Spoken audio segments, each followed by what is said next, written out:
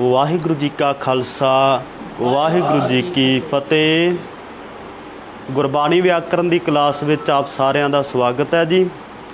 जिवें कि पिछली क्लास दे विच आपां शुरुआत कीती है औंकड़ तो, ते अपना पहला क्वेश्चन सवाल यही सी कि गुरबाणी दे अंदर शब्दां नूं औंकड़ क्यों आया है। इस सवाल का जवाब आपां समझण की कोशिश की है कि जेकर कोई नाम पुलिंग अते एक वचन होवे, पुलिंग अते एक वचन नाम नूं फिर अंतले अखर दे विच की आउंदा है औंकड़।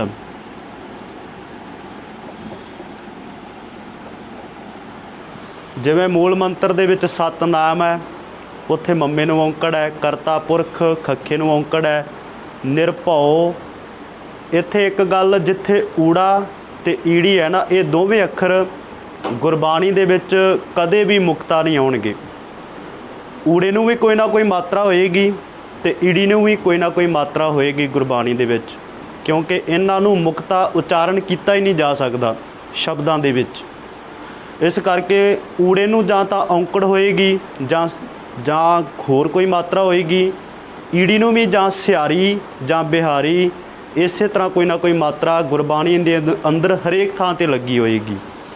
हुण औंकड़ जदों नाम पुलिंग अते एक वचन रूप दे विच होवे, नाम नूं औंकड़ आउंदा है। ये आपां समझिआ ध्यान दे नाल गुरबाणी दे विच उदाहरणां लै के। हुण उत्थे नाल फिर दूजा क्वेश्चन भी आपां ऐड करना है। दूजा क्वेश्चन की है, सवाल की है कि शब्दां दे नाम रूप जिहड़े हुंदे ने उन्हां दे नालों औंकड़ हट जाण दे की कारण है। नाम नूं औंकड़ ना आउण दे चार रीजन है, चार कारण है। वो ये है, पहले दो तो आपां इहदे विचों ही समझे सी ना। जे पुलिंग इत्थे है, नाम नूं औंकड़ आएगा, पर जे इत्थे नाम दा रूप जेंडर चेंज हो जाए, इस्त्रीलिंग हो गया, फिर उत्थे की है, नाम नूं औंकड़ हट जाएगी। जिवें हुण इस्त्रीलिंग शब्द आपां जिहड़े नाम है, नाउन है, जपजी साहिब दे अंदरों ही आपां समझीए, पहली पौड़ी दे विच ही आपां पढ़दे आ, चुप है चुप ना होवई। उत्थे आपां की कहने आ, चुप इस्त्रीलिंग जेंडर है जां पुलिंग है। मेरी चुप कहने आपां जां मेरा चुप कहने आ कि मेरी चुप नूं तूं कमज़ोरी ना समझी। उत्थे आपां मेरी चुप कहने आ ना, भाव के चुप जिहड़ा है वो इस्त्रीलिंग जेंडर का वर्ड है, जिस करके उत्थे चुप इदां है, पप्पे नूं औंकड़ नहीं है। उस तो अगली पंक्ति दे विच ही भुखिया भुख ना उतरी। हुण भुख, मैनू भुख लगी है जां मैनू भुख लगा है। आपां यही कहने आ, मैनू भुख लगी है। हाँ जी, हाँ, उत्थे आपां गल जदों भुख लगी है यही कहने आपां ना। फिर उत्थों पता लगता है कि भुख जिहड़ा है इस्त्रीलिंग जेंडर का वर्ड है, नाउन है, ये इस्त्रीलिंग है। इस करके भुख नूं भी उत्थे औंकड़ नहीं है। खखा जिहड़ा है मुक्ता है। इस तरह होर भी बड़े शब्द है जिन्हां दे इस्त्रीलिंग होने करके उन्हां नूं औंकड़ नहीं आई है।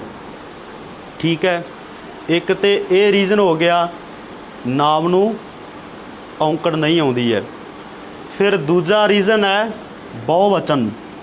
ठीक है, जदों प्लूरल रूप दे विच नाउन हो जाता है, बहुवचन हो जाता है, उदों भी नाम नूं औंकड़ जिहड़ी है हट जाती है, मुक्त आएगा। जिवें जपजी साहिब दे अंदर हुण दो पंक्तियां मैं तुहाडे सामने इत्थे लिखांगा।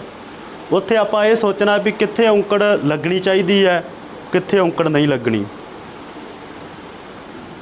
वार शब्द जिहड़ा है, वार जपजी साहिब दे विच दो वारी आया है ना। जिवें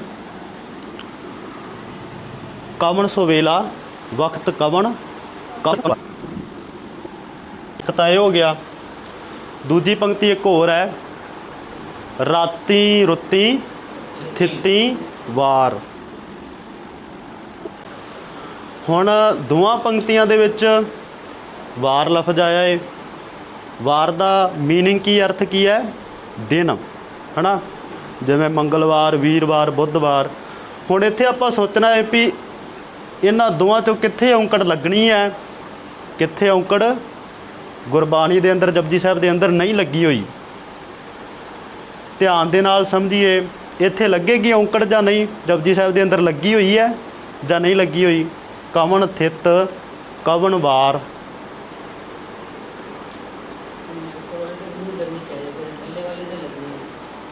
थल्ले वाले ते थल्ले वाले ते लगेगी, उत्ते वाले ते पर क्यों नहीं? चलो जे मैं तुहानूं अर्थ करके दसदा फिर तुसीं ध्यान दे नाल सोच के दस्सिओ। जिवें इस पंक्ति दे विच गल होई है कवन सो वेला वक्त कवन, भी वो वेला किहड़ा है, वो वक्त किहड़ा है। कवन सो वेला वक्त कवन, कवन थित कवन वार। वो थिति किहड़ी है, तरीक किहड़ी है, तो वो वार किहड़ा है। जदों परमात्मा ने सारा कुछ ये पैदा किया, सिरजिया है। हुण इत्थे कवन वार एक वचन है जां बहुवचन है? ये तो क्लीयर है ना कि वार वो पुलिंग है ना। आपां किहड़ा वार कहने आ, किहड़ी वार तो कहिंदे नहीं है, किहड़ा वार भाव पुलिंग है। पर इत्थे एक वार की गल हुई है कि ज़्यादा वारां की गल हुई है? एक वार की गल हुई है ना। फिर इत्थे औंकड़ आएगा जां नहीं आएगा है? आ की आपां की पढ़िया सी, ये रूल इत्थे लागू हुंदा है जां नहीं? एक वचन के अंदर लागू होता है। हाँ, पुलिंग तो है ही है। तो ये एक वचन है कि बहुवचन है, सिंगुलर है कि प्लूरल है? सिंगुलर है ना, एक वचन है ना। फिर इत्थे रारे नूं औंकड़ आएगी जां नहीं आएगी? आएगी ना। हाँ, क्योंकि इत्थे पुलिंग ते ये एक वचन है। फिर हुण आ दूजी पंक्ति है राती रुती थिती वार। परमात्मा ने सारी ये बनाई कायनात, इस कायनात दे विच रातां रुत्तां थित्तां ते वार जिहड़े ने वो बनाए, पैदा कीते है। हुण इत्थे ज़्यादियां रातां, ज़्यादियां रुत्तां, बहुतात विच थित्तां ते बहुते वारां दी गल हुई है। ठीक है, इत्थे हुण रारे नूं औंकड़ आएगी जां नहीं आएगी? जपजी साहिब दे अंदर लगी हुई है जां नहीं? क्योंकि ज़्यादा वारां दी गल हो रही है ना। फिर इत्थे की किहड़े रूप दे विच है वार जपजी साहिब दे अंदर? है तो पुलिंग ही है इत्थे, क्योंकि ज़्यादा वार ने बहुवचन हो गया ना। बहुवचन हो गया तो फिर ये औंकड़ तो रहत है। राती रुती थिती वार, इत्थे वार नूं औंकड़ नहीं है। सो इदां आपां समझिया कि बहुवचन होण करके वार नूं इत्थों औंकड़ नहीं आई है, हट गई है। हुण जपजी साहिब दे अंदर एक होर पंक्ति है केते इंद चंद केतियां कर्म भूमि मेर केते, है ना। कर्म भूमि मेर केते, है ना। ते एक आपां भगत कबीर जी की बाणी च पढ़दे हां तू मेरो मेर पर्बत स्वामी। हुण गुरबाणी लिखत दे विच दोवें पंक्तियां इत्थे भी मेर है, इत्थे भी मेर है। मेर दा अर्थ है सुमेर पर्बत। ठीक है, हुण कित्थे औंकड़ गुरबाणी लिखत दे विच लगी हुई है जां कित्थे नहीं लगी हुई है, ये हुण असीं समझना है। मेर केते, केते दा अर्थ की है? बहुते, कई। इत्थे हुण बहुवचन रूप दे विच है ना मेर, तो इत्थे जपजी साहिब दे विच औंकड़ लगी हुई है जां नहीं लगी हुई? मेर दा अर्थ है सुमेर पर्बत, पर नाल केते शब्द है। केतियां कर्म भूमि मेर केते। नहीं, इत्थे भी मेर शब्द है ना, इत्थे भी मेर शब्द है। इत्थे आएगी जां नहीं मेर केते? हाँ बिल्कुल बिल्कुल बिल्कुल बहुवचन हो गया ना ये, क्योंकि केते भाव बहुते, कई। परमात्मा ने ਪਤਾ ਨਹੀਂ ਕਿੰਨੀਆਂ ਕਰਮ ਭੂਮੀਆਂ ਪੈਦਾ ਕੀਤੀਆਂ ਨੇ, ਕਿੰਨੇ ਸਮੇਰ ਪਰਬਤ ਬਣਾਏ ਨੇ। ਠੀਕ ਹੈ, ਇੱਥੇ ਬਹੁਵਚਨ ਰੂਪ ਦੇ ਵਿੱਚ ਹੈ, ਪਲੂਰਲ ਹੈ, ਜਿਸ ਕਰਕੇ ਗੁਰਬਾਣੀ ਲਿਖਤ ਦੇ ਵਿੱਚ ਜਪਜੀ ਸਾਹਿਬ ਦੇ ਵਿੱਚ ਮੇਰ ਨੂੰ ਇੱਥੇ ਔਂਕੜ ਨਹੀਂ ਹੈ। ਫਿਰ ਦੂਜੀ ਪੰਕਤੀ ਤੂੰ ਮੇਰੋ ਮੇਰ ਪਰਬਤ ਸੁਆਮੀ, ਇੱਥੇ ਕਿਵੇਂ ਹੈ? ਇੱਥੇ ਭਗਤ ਕਬੀਰ ਜੀ ਕਿਹੜੀ ਗੱਲ ਕਹਿ ਰਹੇ ਆ? ਤੂੰ ਮੇਰੋ ਮੇਰ ਪਰਬਤ ਸੁਆਮੀ, ਪ੍ਰਮਾਤਮਾ ਨੂੰ ਕਹਿ ਰਹੇ ਆ ਨਾ ਕਿ ਇਹ ਪ੍ਰਮਾਤਮਾ ਤੂੰ ਮੇਰੇ ਲਈ ਕੀ ਹੈ? ਸੁਮੇਰ ਪਰਬਤ ਵਰਗਾ ਏ, ਬਹੁਤ ਵੱਡਾ ਏ, ਅਡੋਲ ਸਹਾਰਾ ਏ। ਇੱਥੇ ਇੱਕ ਪਰਬਤ ਦੀ ਗੱਲ ਹੋ ਰਹੀ ਹੈ ਨਾ, ਤੇ ਇੱਥੇ ਮੇਰ ਸ਼ਬਦ ਦੇ ਰਾਰੇ ਅੱਖਰ ਨੂੰ ਔਂਕੜ ਹੋਏਗਾ ਜਾਂ ਨਹੀਂ ਹੋਏਗਾ? ਹੋਏਗਾ ਨਾ, ਕਿਉਂਕਿ ਸੁਮੇਰ ਪਰਬਤ ਪੁਲਿੰਗ ਹੈ ਤੇ ਇੱਕ ਵਚਨ ਹੈ, ਇਸ ਕਰਕੇ ਮੇਰ ਦੇ ਰਾਰੇ ਨੂੰ ਵੀ ਔਂਕੜ ਹੋਏਗਾ ਤੇ ਨਾਲ ਪਰਬਤ ਹੈ, ਪਰਬਤ ਤੇ ਤੱਤੇ ਨੂੰ ਵੀ ਔਂਕੜ ਹੋਏਗਾ। ਠੀਕ ਹੈ, ਤੂੰ ਮੇਰੋ ਮੇਰ ਪਰਬਤ ਸੁਆਮੀ, ਇਹ ਸਮਝ ਲਿਆ ਆਪਾਂ। ਹੁਣ ਆਪਾਂ ਇਹ ਰੂਲ ਸਮਝਿਆ, ਨਾਮ ਨੂੰ ਜਦੋਂ ਬਹੁਵਚਨ ਹੋ ਜਾਏ ਨਾਮ, ਫਿਰ ਉਹਨੂੰ ਔਂਕੜ ਜਿਹੜੀ ਹੈ ਨਹੀਂ ਲੱਗਦੀ ਹੈ। ਹੁਣ ਆਪਾਂ ਤੀਜਾ ਰੂਲ ਸਮਝਣਾ ਹੈ, ਨਾਮ ਨੂੰ ਔਂਕੜ ਹਟ ਜਾਂਦਾ। ਇਹ ਕੀ ਹੈ? ਸੰਬੰਧਕ। ਸੰਬੰਧਕ ਸਮਝ ਲਈਏ ਕਿ ਇੱਥੇ ਇੱਕ ਚੋਰ ਦਾ ਰੋਲ ਨਿਭਾ ਰਿਹਾ ਹੈ। ਚੋਰ ਕੀ ਕਰਦਾ ਏ? ਚੋਰੀ ਕਰਦਾ ਏ। ਤੇ ਸੰਬੰਧਕ ਇੱਥੇ ਕੀ ਕਰਦਾ ਏ? ਪੁਲਿੰਗ ਨਾਮ ਦੇ ਔਂਕੜ ਨੂੰ ਚੁਰਾ ਲੈਂਦਾ ਹੈ, ਚੋਰੀ ਕਰ ਲੈਂਦਾ ਹੈ। ਠੀਕ ਹੈ, ਇਹ ਸਮਝਣ ਦੇ ਲਈ ਮੈਂ ਕਹਿ ਰਿਹਾ ਹਾਂ। ਹੁਣ ਸੰਬੰਧਕ ਗੁਰਬਾਣੀ ਦੇ ਅੰਦਰ ਕਿੱਥੇ ਕਿੱਥੇ ਵਰਤਿਆ ਹੈ? ਗੁਰੂ ਵੀ ਇੱਕ ਨਾਮ ਹੈ, ਗੁਰ ਲਫ਼ਜ਼ ਆਪਾਂ ਗੁਰਬਾਣੀ ਦੇ ਅੰਦਰ ਪੜ੍ਹਦੇ ਹਾਂ। ਠੀਕ ਹੈ, ਗੁਰ ਪੁਲਿੰਗ ਹੈ ਤੇ ਇੱਕ ਵਚਨ ਵੀ ਹੈ। ਠੀਕ ਹੈ, ਪਰ ਜਦੋਂ ਗੁਰੂ ਨੂੰ ਕੋਈ ਸੰਬੰਧਕ ਆ ਜਾਏ, ਜਿਵੇਂ ਗੁਰ ਕੀ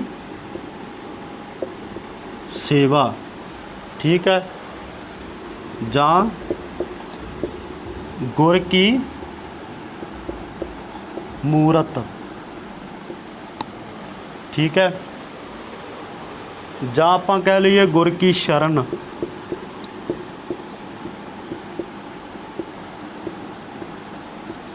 ਜਿੱਥੇ ਵੀ ਗੁਰਬਾਣੀ ਦੇ ਅੰਦਰ ਇੱਦਾਂ ਹੋਏਗਾ ਨਾ, ਉੱਥੇ ਗੁਰ ਦੇ ਰਾਰੇ ਨੂੰ ਔਂਕੜ ਨਹੀਂ ਆਏਗੀ, ਕਿਉਂਕਿ ਨਾਲ ਕੀ ਲੱਗਾ ਹੋਇਆ ਏ?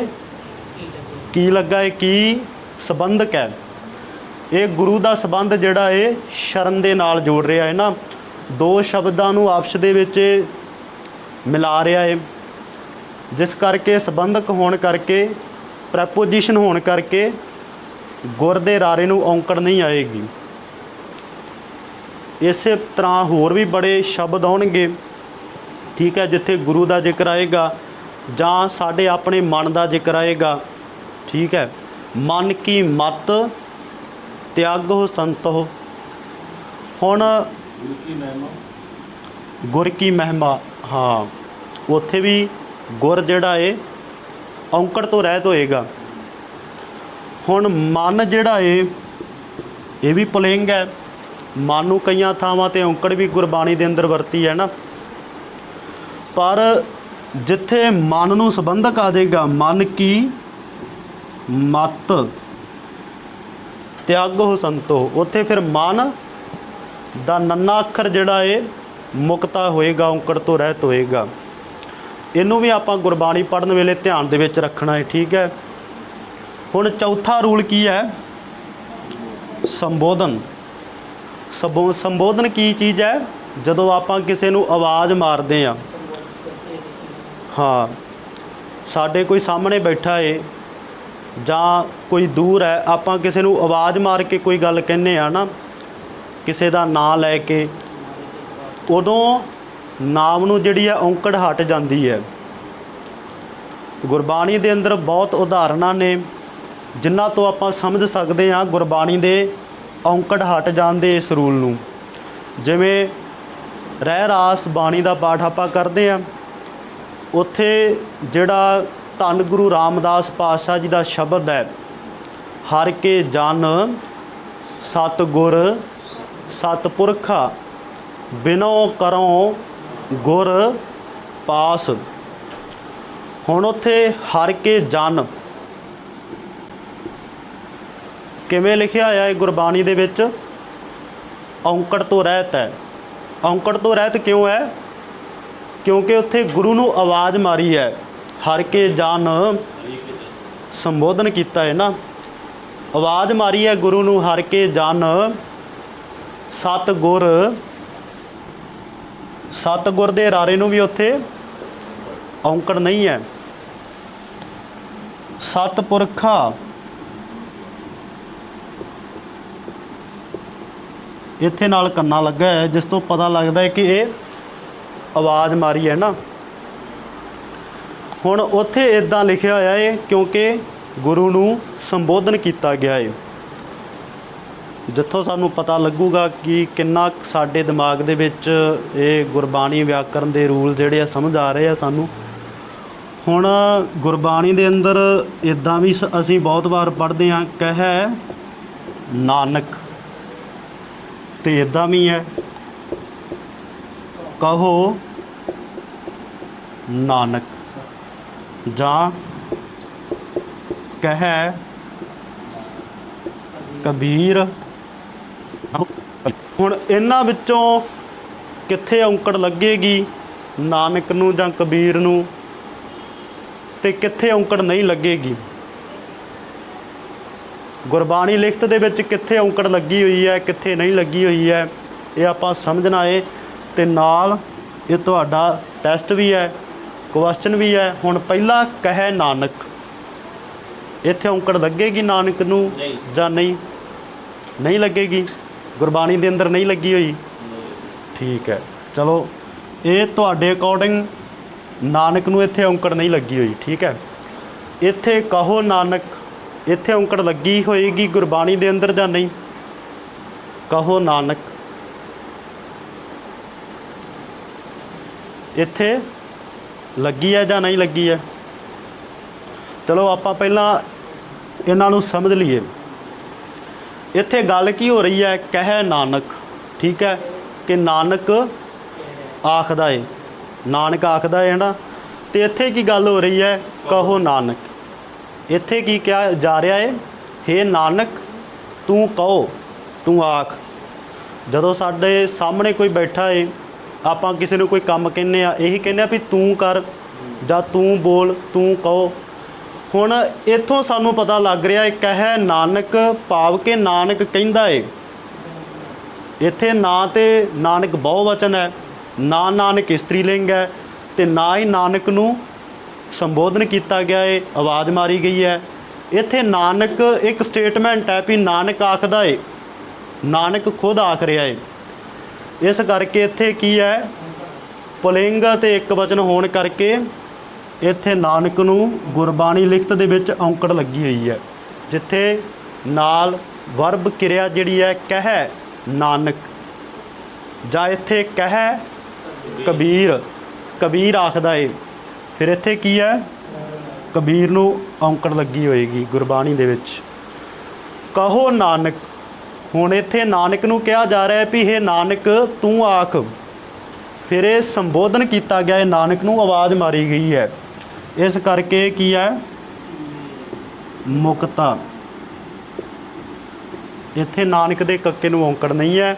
ਕਹੋ ਕਬੀਰ ਜਾਂ ਕਹੋ ਰਵਿਦਾਸ, ਜਿੰਨੇ ਵੀ ਬਾਣੀ ਦੇ ਅੰਦਰ ਭਗਤਾਂ ਦੇ ਨਾਂ ਆਉਂਦੇ ਨੇ, ਜਿੱਥੇ ਕਹੋ ਆਏਗਾ ਹੇ ਕਬੀਰ, ਹੇ ਰਵਿਦਾਸ, ਹੇ ਭਗਤ ਤ੍ਰਿਲੋਚਨ ਤੂੰ ਆਖ, ਉੱਥੇ ਕੀ ਹੈ?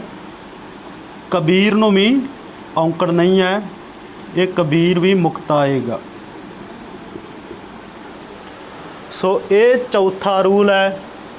ਜਦੋਂ ਕਿਸੇ ਨੂੰ ਆਵਾਜ਼ ਮਾਰ ਕੇ ਕੋਈ ਗੱਲ ਕਹੀ ਜਾਂਦੀ ਹੈ, ਉਸ ਨਾਮ ਨੂੰ ਫਿਰ ਔਂਕੜ ਨਹੀਂ ਹੈ, ਉਹ ਮੁਕਤਾਂਤ ਹੈ।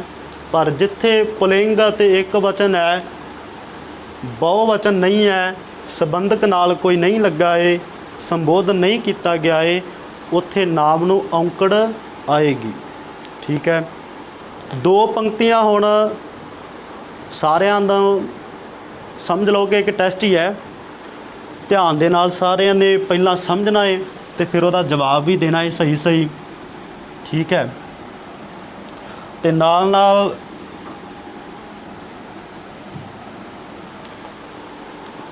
ਇੱਕ ਹੋਮਵਰਕ ਵੀ ਹੈ। ਇੱਕ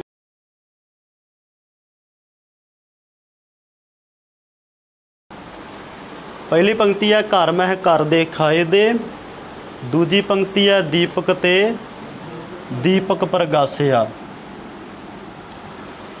ਇਸ ਪੰਕਤੀ ਦੇ ਵਿੱਚ 2 ਵਾਰ ਘਰ ਲਫ਼ਜ਼ ਆਇਆ ਹੈ। ਘਰ ਕੀ ਹੈ? ਨਾਮ ਹੈ ਕਿਸੇ ਇਮਾਰਤ ਦਾ, ਬਿਲਡਿੰਗ ਦਾ। ਇੱਥੇ ਦੀਪਕ ਲਫ਼ਜ਼ ਇੱਕੇ ਪੰਕਤੀ ਦੇ ਵਿੱਚ 2 ਵਾਰੀ ਆਇਆ ਹੈ। ਦੀਪਕ ਵੀ ਕੀ ਹੈ? ਕੋਈ ਵਸਤੂ ਹੈ, ਇੱਕ ਨਾਮ ਹੈ। ਹੁਣ ਇੱਥੇ ਆਪਾਂ ਸਮਝਣਾ ਹੈ ਕਿੱਥੇ ਔਂਕੜ ਲੱਗੀ ਹੈ ਗੁਰਬਾਣੀ ਲਿਖਤ ਦੇ ਵਿੱਚ, ਕਿੱਥੇ ਔਂਕੜ ਨਹੀਂ ਲੱਗੀ ਹੈ।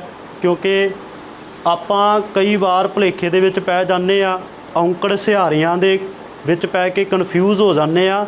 ਸਾਡੀ ਇੱਥੇ ਕਨਫਿਊਜ਼ਨ ਦੂਰ ਹੋ ਜਾਏਗੀ। ਹੁਣ ਘਰ ਮਹਿ ਘਰ ਦੇ ਖਾਏ ਦੇ, ਇੱਥੇ ਘਰ ਇੱਕ ਹੈ ਤੇ ਘਰ ਇੱਥੇ ਵੀ ਇੱਕ ਹੈ, ਇੱਕ ਵਚਨ ਹੈ ਵੀ ਪੁਲਿੰਗ ਹੈ। ਪਰ ਇੱਥੇ ਔਂਕੜ ਲੱਗੀ ਹੋਈ ਹੈ ਜਾਂ ਨਹੀਂ ਲੱਗੀ ਹੋਈ ਹੈ? ਪਹਿਲੇ ਘਰ ਦੇ ਵਿੱਚ ਘਰ ਦੇ ਖਾਏ ਦੇ, ਪਹਿਲੇ 'ਚ ਔਂਕੜ ਨਹੀਂ ਹੈ ਕਿਉਂਕਿ ਨਾਲ ਮਹਿ ਲਫ਼ਜ਼ ਆ ਗਿਆ। ਮਹਿ ਕੀ ਹੈ? ਮਹਿ ਕੀ ਹੈ? ਪ੍ਰੈਪੋਜੀਸ਼ਨ ਹੈ ਜਿਸ ਦਾ ਅਰਥ ਹੈ ਵਿੱਚ। ਠੀਕ ਹੈ, ਘਰ ਦੇ ਵਿੱਚ ਹੋਣ ਕਰਕੇ, ਮਹਿ ਲਫ਼ਜ਼ ਹੋਣ ਕਰਕੇ ਘਰ ਨੂੰ ਔਂਕੜ ਨਹੀਂ ਹੈ ਕਿਉਂਕਿ ਨਾਲ ਸੰਬੰਧਕ ਹੈ। ਦੂਜੇ ਘਰ ਦੇ ਵਿੱਚ ਇੱਥੇ ਔਂਕੜ ਲੱਗੀ ਹੋਈ ਹੈ ਕਿਉਂਕਿ ਇੱਥੇ ਨਾਲ ਕੋਈ ਸੰਬੰਧਕ ਨਹੀਂ ਹੈ, ਨਾ ਘਰ ਨੂੰ ਕੋਈ ਆਵਾਜ਼ ਮਾਰੀ ਗਈ ਹੈ, ਨਾ ਘਰ ਇੱਥੇ ਬਹੁ ਵਚਨ ਹੈ। ਠੀਕ ਹੈ, ਜਿਸ ਕਰਕੇ ਇੱਥੇ ਘਰ ਨੂੰ ਔਂਕੜ ਲੱਗੀ ਹੋਈ ਹੈ। ਇਹ ਇੱਦਾਂ ਗੁਰਬਾਣੀ ਦੇ ਅੰਦਰ ਲਿਖਿਆ ਹੋਏਗਾ, ਘਰ ਮਹਿ ਘਰ ਦੇ ਖਾਏ ਦੇ। ਹੁਣ ਦੀਪਕ ਤੇ ਦੀਪਕ ਪ੍ਰਗਾਸਿਆ, ਦੀਪਕ ਇੱਕ ਹੈ। ਠੀਕ ਹੈ, ਤੇ ਇਸ ਨੂੰ ਸੰਬੋਧਨ ਵੀ ਨਹੀਂ ਕੀਤਾ ਗਿਆ ਹੈ। ਪਰ ਇੱਥੇ ਵੇਖਣਾ ਹੈ ਦੀਪਕ ਨੂੰ ਕਿਹੜੇ ਨੂੰ ਔਂਕੜ ਲੱਗੀ ਹੋਈ ਹੈ, ਕਿਹੜੇ ਨੂੰ ਨਹੀਂ ਲੱਗੀ ਹੋਈ ਹੈ। ਇੱਥੇ ਪਹਿਲੇ ਨੂੰ ਔਂਕੜ ਲੱਗੀ ਹੋਏਗੀ ਜਾਂ ਨਹੀਂ ਲੱਗੀ ਹੋਏਗੀ? ਨਹੀਂ ਲੱਗੀ ਹੋਏਗੀ ਕਿਉਂਕਿ ਪਹਿਲੇ ਪੰਕਤੀ ਦੇ ਵਾਂਗ ਹੀ ਇੱਥੇ ਵੀ ਨਾਲ ਤੇ ਲਫ਼ਜ਼ ਹੈ ਨਾ। ਤੇ ਦਾ ਅਰਥ ਹੈ ਦੀਪਕ ਤੋਂ, ਨਾਲ ਤੋਂ ਪ੍ਰੈਪੋਜੀਸ਼ਨ ਆ ਗਈ, ਸੰਬੰਧਕ ਆ ਗਿਆ, ਜਿਸ ਕਰਕੇ ਇਸ ਦੀਪਕ ਦੀ ਔਂਕੜ ਖਤਮ ਹੋ ਗਈ। ਇਹ ਮੁਕਤਾ ਰੂਪ ਦੇ ਵਿੱਚ ਹੈ। ਨਾਲ ਦੂਜਾ ਦੀਪਕ ਹੈ, ਇਸ ਨੂੰ ਨਾ ਕੋਈ ਆਵਾਜ਼ ਮਾਰੀ ਹੈ, ਨਾ ਇਹ ਬਹੁ ਵਚਨ ਹੈ, ਨਾਲ ਇਹਦੇ ਕੋਈ ਸੰਬੰਧਕ ਹੈ, ਜਿਸ ਕਰਕੇ ਇਸ ਦੀਪਕ ਨੂੰ ਔਂਕੜ ਲੱਗੀ ਹੋਈ ਹੈ। ਠੀਕ ਹੈ, ਦੀਪਕ ਤੇ ਦੀਪਕ ਪ੍ਰਗਾਸਿਆ। ਠੀਕ ਹੈ, ਇਹ 4 ਰੂਲ ਆਪਾਂ ਸਮਝ ਲਏ ਹੈ। ਜਦੋਂ ਨਾਮ ਨੂੰ ਔਂਕੜ ਜਿਹੜੀ ਹੈ ਹਟ ਜਾਂਦੀ ਹੈ, ਇਹ ਸਾਰਿਆਂ ਨੇ ਧਿਆਨ ਦੇ ਵਿੱਚ ਰੱਖਣੇ ਹੈ। ਤੇ ਨਾਲ ਆਪਾਂ ਜਪਜੀ ਸਾਹਿਬ ਦੇ ਅੰਦਰ ਵੇਖਣਾ ਹੈ ਨਾਨਕ ਲਫ਼ਜ਼ ਜਿਹੜਾ ਹੈ ਉਹ ਕਿੰਨੀ ਵਾਰੀ ਆਇਆ ਹੈ। ਠੀਕ ਹੈ, ਤੇ ਕਿਸ ਰੂਪ ਦੇ ਵਿੱਚ ਆਇਆ ਹੈ? ਔਂਕੜ ਦੇ ਨਾਲ ਆਇਆ ਹੈ, ਸਿਹਾਰੀ ਦੇ ਨਾਲ ਆਇਆ ਹੈ, ਜਾਂ ਦੁਲਾਵਾਂ ਦੇ ਨਾਲ ਆਇਆ ਹੈ? ਇਹ ਅਗਲੀ ਕਲਾਸ ਦੇ ਵਿੱਚ ਆਪਾਂ ਸਮਝਣਾ ਹੈ।